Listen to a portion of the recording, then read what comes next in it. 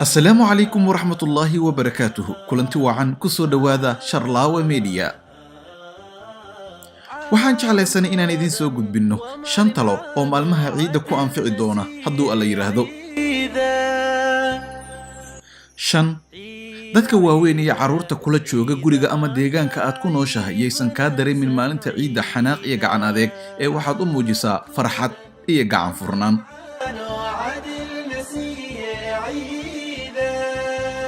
4 ku xisaabtan waqtiga salaada ciida hurdayeysan kula tagin caruurta iyo dadka waaweynba kula tali salaada subax kadib in la isku diyaariyo salaada ciida oo aad sanad sugayseen.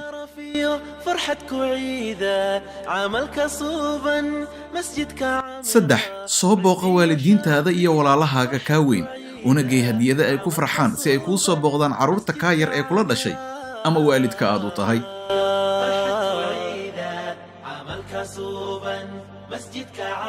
2 salaan oo dheh ciid wanaagsan dadka kaaga hor yimaado wadada gacantana ku sii qaado nacnac shukulaato hadiyada yar yar si caruurta wadooyinka ku ciidaya ee faraxsan deriskaagan ogow inay ciidayaan iyo in kale. 1 ku shukri ilaah uguna mahad celi sida uu kuu soo gaarsiiyay maalinta ciida adiga waalidkaaga walaalahaaga iyo dhammaan muslimiintana uga bari inuu soonka idinka aqbalo jannadana idinku kulmiyo.